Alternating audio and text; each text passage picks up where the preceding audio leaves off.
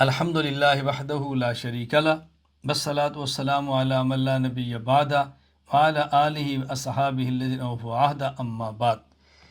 تخصص فی العقائد الاسلامیہ میں ہمارا سبق اصول حدیث پہ چل رہا تھا، اور آج ہمارا سبق ہوگا اتصال سند اور انقطاع سند کے اعتبار سے حدیث مبارک کی تقسیم۔ یہ بات ذہن نشین فرما لیں، سند کے اتصال اور سند کے انقطاع کے اعتبار سے احادیث کی 7 قسمیں بنتی ہیں۔ نمبر 1 حدیث مسند، نمبر 2 حدیث متصل، نمبر 3 حدیث منقطع، نمبر 4 حدیث معلق، نمبر 5 حدیث موصل، نمبر 6 حدیث مرسل، نمبر 7 حدیث مدلس۔ نمبر 1 حدیث مسند۔ مولانا عبدالعزیز پرہاڑوی رحمہ اللہ وفات 1239 ہجری، امام ابو عبداللہ حاکم رحمہ اللہ وفات 405 ہجری کے حوالے سے کوثر النبی فی اصول الحدیث میں لکھتے ہیں، متصل سندہ الی رسول اللہ صلی اللہ علیہ وسلم۔ حدیث مسند وہ حدیث ہے جس کی سند رسول اللہ صلی اللہ علیہ وسلم تک متصل ہو اور درمیان میں کوئی راوی گرا ہوا نہ ہو، یہ ہے متصل۔ کوئی راوی نبی پاک صلی اللہ علیہ وسلم تب سارے راوی اس کے اندر مذکور ہوں، یہ حدیث متصل ہے۔ اس کی مثال صحیح مسلم کتاب المساجد و موضع الصلاۃ۔ وبی قال حدثنا یحییٰ بن ایوب وقتیبۃ بن سعید وعلی بن حجر قالوا حدثنا اسماعیل وهو بن جعفر عن العلاء عن ابی ہریرہ رضی اللہ عنہ ان رسول اللہ صلی اللہ علیہ وسلم قال فضلت علی الانبیاء بست اعطیت جوامع الکلم ونصرت بالرعب واحلت للغنائم وجعلت للارض مسجد طہورا ومسجدا وارسلت الى الخلق کافہ وختم بی النبیون۔ اس میں تمام راوی موجود ہیں، کوئی ایک راوی گرا ہوا نہیں ہے۔ میں علماء کرام سے گزارش کروں گا، اس حدیث مبارک پر میں نے تفصیل سے گفتگو کی ہے، آپ ایک بار گفتگو سنیں اور دروس الحدیث میں اس گفتگو کو پڑھیں، انشاءاللہ آپ بہت محسوس ہوں گے۔ اس کا خلاصہ کیا ہے؟ عام طور پر اس حدیث مبارک کے بارے میں یوں تقریر کی جاتی ہے کہ رسول اللہ صلی اللہ علیہ وسلم فرمایا کہ مجھے اللہ پاک نے 6 وہ خصوصیات عطا فرمائی ہیں جو پہلے نبیوں کو نہیں عطا فرمائیں۔ نمبر 1 جوامع الکلم، نمبر 2 الرعب، نمبر 3 غنائم کا حلال ہونا، نمبر 4 زمین کا طہور اور مسجد یعنی زمین پانی والا کام کرے تیمم، اور سجدہ کا، اور تمام مخلوق کا مجھے نبی بنا کر بھیجا، نمبر 6 اور مجھے آخری نبی بنایا۔ یہ عام طور پہ اس کی تشریح کی جاتی ہے۔ میں اس سے ہٹ کے دلائل کی بنیاد پر ایک تشریح کیا کرتا ہوں کہ رسول اکرم صلی اللہ علیہ وسلم فرمایا کہ مجھے خدا نے 6 چیزیں عطا فرمائی ہیں جو پہلے انبیاء کو نہیں ملی۔ نمبر 1 مجھے جوامع الکلم دی ہیں، نمبر 2 رعب دے کر میری مدد فرمائی ہے، نمبر 3 غنائم کو میرے لیے حلال کیا ہے، نمبر 4 پوری زمین کو میرے لیے طہور پاک کرنے والی بنایا ہے، نمبر 5 پوری زمین کو میرے لیے سجدہ گاہ بنایا ہے، نمبر 6 مجھے ساری مخلوق کا نبی بنا کر بھجوایا ہے۔ یہ 6 چیزیں مجھے عطا فرمائیں۔ اب سوال، یہ 6 چیزیں مجھے عطا فرمائی، پہلے نبیوں کو کیوں عطا نہیں فرمائی؟ اس کا جواب، یہ 6 میری ضرورت تھی، پہلے نبیوں کی ضرورت نہیں تھی۔ کیوں؟ پہلے انبیاء نبی تھے اور میں آخری نبی ہوں، وختم بی النبیون۔ یہ ختم بی النبیون چھٹی چیز نہیں ہے، بلکہ 6 کی دلیل بیان فرمائی ہے کہ پہلوں کی ضرورت نہیں تھی، جو ان کو نہیں ملی، یہ میری ضرورتیں ہیں، لہٰذا مجھے ملی۔ آپ اس پہ تفصیل سے بیان فرمائیں، انشاءاللہ ثم انشاءاللہ آپ کو لطف آئے گا اور آپ ان تعبیرات کو سنیں اور سمجھیں۔ اللہ پاک ہم سب کو حدیث مبارک سمجھنے کی توفیق عطا فرمائے۔ حدیث متصل۔ مولانا عبدالعزیز پرہاڑوی رحمہ اللہ وفات 1239 ہجری کوثر النبی فی اصول الحدیث میں لکھتے ہیں، وما يتصل سنده اي كل واحد من رواته قد سمعه ممن فوقه سواء كان مرفوعا او موقوفا۔ متصل حدیث وہ ہے جس کی سند میں تمام راوی مذکور ہو، یعنی ہر راوی نے اپنے استاد سے حدیث سن رکھی ہو۔ وہ حدیث المتصل مرفوع بھی ہو سکتی ہے اور موقوف بھی ہو سکتی ہے۔ دیکھیں نا فرق کیا ہے؟ حدیث متصل وہ ہے کہ جو محدث سے لے کر اللہ کے نبی صلی اللہ علیہ وسلم تک جائے اور سارے راوی مذکور ہوں، یہ ہے نا حدیث لا الہ الا اللہ۔ ایک ہے حدیث مسند اور ایک ہے حدیث متصل۔ حدیث مسند کیا ہے؟ وہ حدیث پاک کہ جس میں محدث سے لے کے رسول اکرم صلی اللہ علیہ وسلم تک تمام راوی مذکور، اور حدیث متصل کیا ہے؟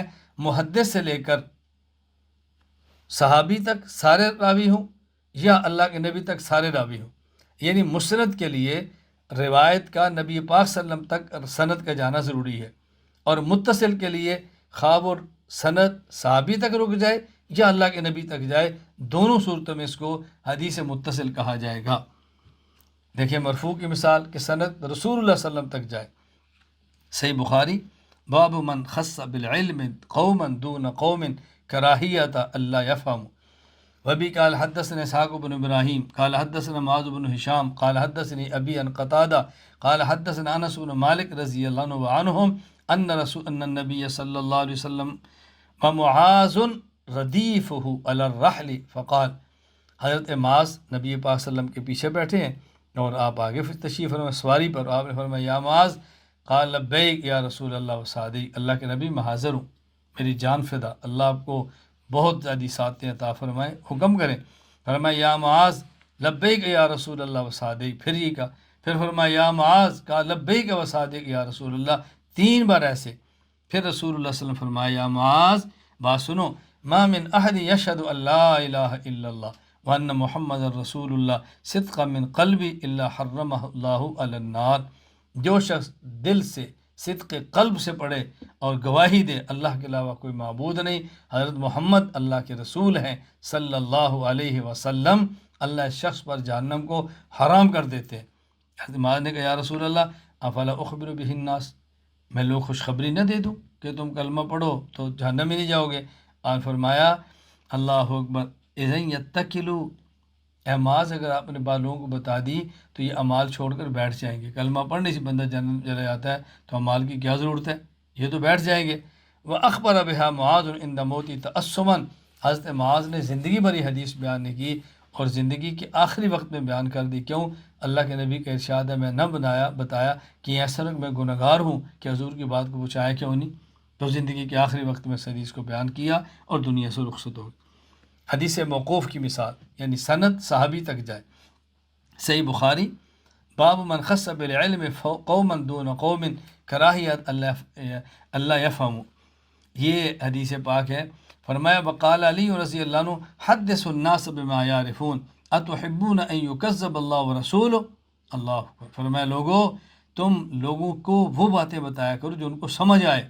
کیا تم یہ چاہتے ہو کہ اللہ کے رسول کی تکذیب کر دی جائے؟ یعنی تم ایسی بات بتاؤ گے جو عام آدمی کی سمجھ سے باہر ہے، تو وہ کہے گا اس کو سمجھ نہیں آنی، تو وہ کہے گا نہیں اللہ نے ٹھیک نہیں فرمایا. اس کو نہیں سمجھ آنی، وہ کہتے ہیں حضور یہ بات کیسے فرما سکتا ہے الیاذ باللہ. تو وہ باتیں کو جن کو سمجھ آئیں. یہ فرماتے ہیں ابھی قال حدثنا عبید اللہ بن موسیٰ عن معروف نے خربوس عن ابی الطفیل عن علی رضی اللہ تعالیٰ عنہ بذالک. نمبر 3 حدیث منقطع. حدیث منقطع کون سی حدیث ہے؟ مولانا عبدالعزیز پرہاڑوی رحمہ اللہ وفات 1239 ہجری کوثر النبی فی اصول الحدیث میں فرماتے ہیں ما لا یتصل سندہ سواء کان السقوط من اول سند او وسطہ او آخرہ. حدیث منقطع وہ حدیث ہے کہ جس کی سند متصل نہ ہو، یعنی اس میں کہیں نہ کہیں راوی گرا ہو، خواہ شروع میں گر جائے، خواہ درمیان میں گر جائے، خواہ آخر میں گر جائے، کہیں سے بھی راوی گر جائے. میں اس کی مثال دیتا ہوں. معرفت علوم الحدیث الامام حاکم انہ تاسع معرفت المنقطع من حدیث.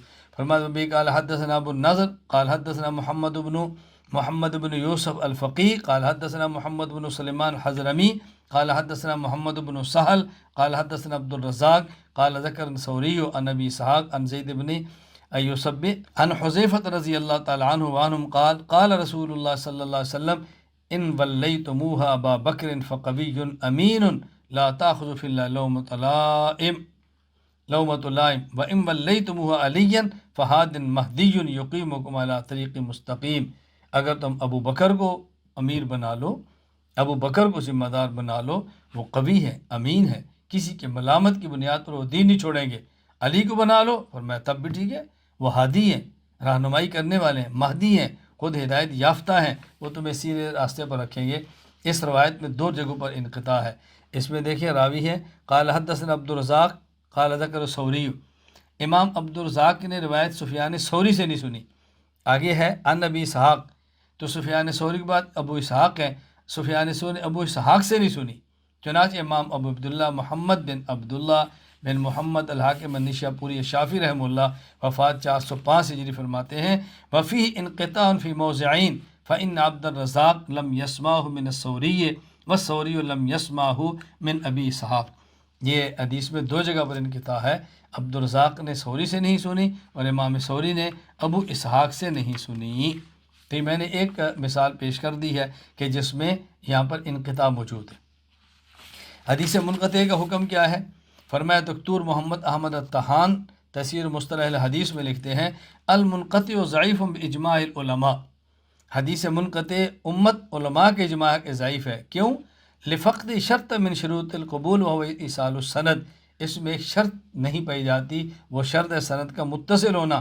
نمبر 2 وللجہل بحال الراوی المحذوف، اور اس میں ایک ایسا راوی جو ہے گرا ہوا ہے کہ جس کی حالت معلوم نہیں، مجہول ہے، اس لیے اس حدیث کو ضعیف کہا جاتا ہے اور یہ حدیث ضعیف ہے۔ حدیث معلق، مولانا عبدالعزیز پرہاڑوی رحمہ اللہ فات 1239 ہجری کوثر النبی میں لکھتے ہیں وہ حدیث سقط سندہ کلہ و بعض من اولہ، حدیث معلق وہ حدیث ہے جس کی سند میں کوئی راوی مذکور نہ ہو، یعنی کوئی ایک بھی راوی مذکور نہ ہو، بغیر سند کے اس حدیث کو محدث بیان کرے، یا ابتدا میں چند راویوں کو ذکر نہ کیا جائے، یا تو سارے راوی گرا دیں یا شروع کے 2 3 4 راوی گرا دیں، اس کے بعد سند پیش کر دیں۔ دیکھیں حدیث معلق کی اب کئی صورتیں ہوں گی۔ پہلی صورت کیا ہے کہ حدیث کی سند کو ذکر کیے بغیر صاحب کتاب براہ راست حدیث رسول کو ذکر کر دے، اللہ کے نبی کا قول یا فعل ذکر کرے۔ اس کی مزید ذیلی صورتیں کیا ہیں؟ صاحب کتاب ابتدائی سند اور صحابی کا تذکرہ بھی نہ کرے اور رسول اللہ صلی اللہ علیہ وسلم کی حدیث کو بیان کر دے۔ اور اس کی دوسری صورت کیا ہے؟ صاحب کتاب حدیث کو بیان کے ہوئے سند کی ابتدا کا کچھ حصہ حذف کر دے اور اس کے بعد حدیث کو بیان کر دے۔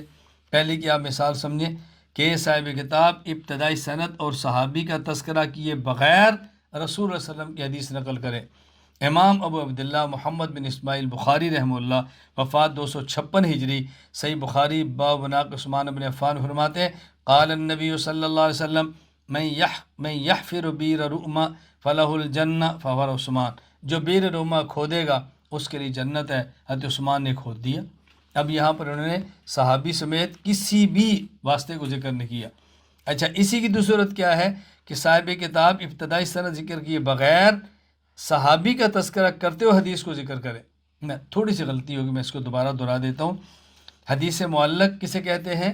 وہ حدیث کی جس کی پوری سند گری ہو یا اس کے شروع میں بعض راوی گرے۔ حدیث معلق کی دو صورتیں ہیں۔ پہلی صورت حدیث کی سند کو ذکر کیے بغیر صاحب کتاب براہ راست حدیث رسول کو ذکر کرے صلی اللہ علیہ وسلم۔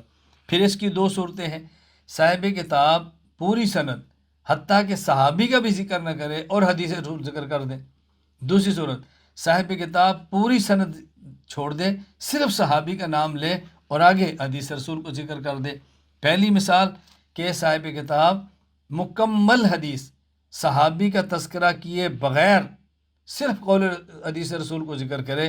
حضرت امام بخاری باب ناق عثمان بن عفان فرماتے ہیں قال النبی صلی اللہ علیہ وسلم یحفر بیر روما فلہ الجنہ ففر عثمان۔ یہاں دیکھو صحابی کا بھی ذکر نہیں کیا، پوری سند کو ختم کر کے حدیث ذکر کی ہے۔ دوسری مثال کہ صحابی کا نام تو لے باقی سند ذکر نہ کرے۔ اس کی مثال امام ابو عبداللہ محمد بن اسماعیل بخاری رحمہ اللہ وفات 256، یہ صحیح بخاری باب ما یذکر فی الفخذ فرماتے ہیں عن ابن عباس وجرحد و محمد بن جحش عن النبی صلی اللہ علیہ وسلم الفخذ عورت وقال انس حسن النبی صلی اللہ علیہ وسلم فخذہ۔ حضرت ابن عباس رضی اللہ تعالی عنہما نے اور حضرت جرحد نے محمد بن جحش نے نبی پاک صلی اللہ علیہ وسلم نقل فرمایا الفخذ عورتن، یہاں صحابی ذکر ہے، صحابی سے پہلے پوری سند کو ختم کر دیا گیا۔ اور حدیث معلق کی دوسری صورت کیا تھی کہ سند کے شروع میں کچھ راویوں کو ذکر کر کے بعد کے راوی ذکر کر دیے جائیں، تو اس کی مثال بھی حضرت امام ابو عبداللہ محمد بن اسماعیل بخاری رحمہ اللہ وفات 256 ہجری، صحیح بخاری باب من اغتسل عریانا وحدہ فی الخلوہ من تستر فالتستر افضل، یہ حدیث نقل کی ہے۔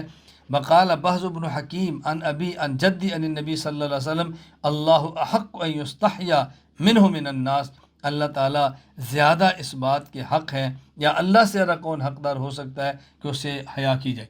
اللہ سے حیا زیادہ کرنی چاہیے۔ اب اس میں کون ہے؟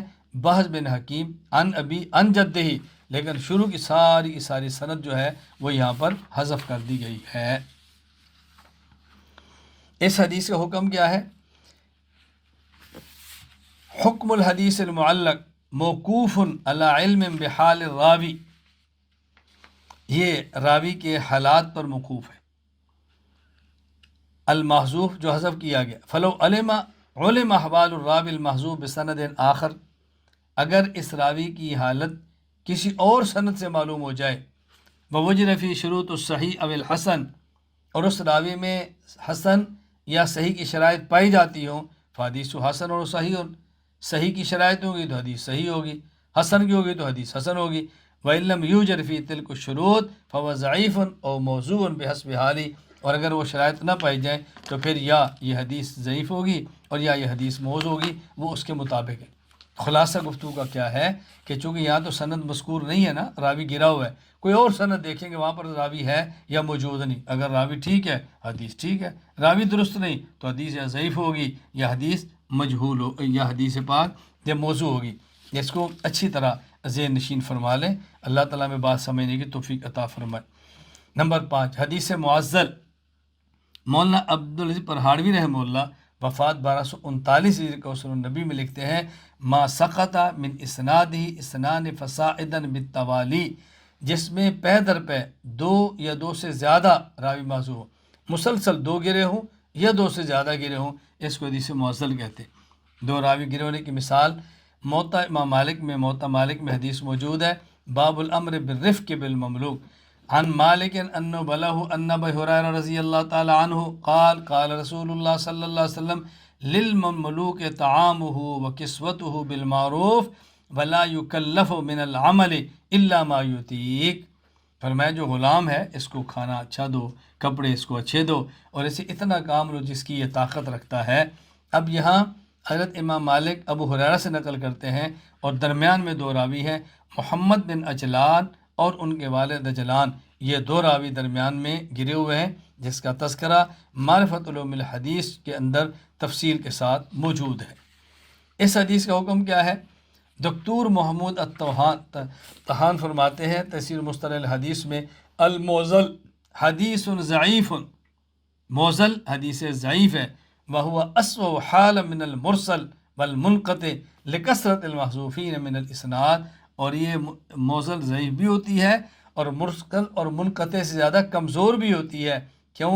اس میں کئی ایک راوی ایسے ہیں جو کہ گرے ہوئے ہیں۔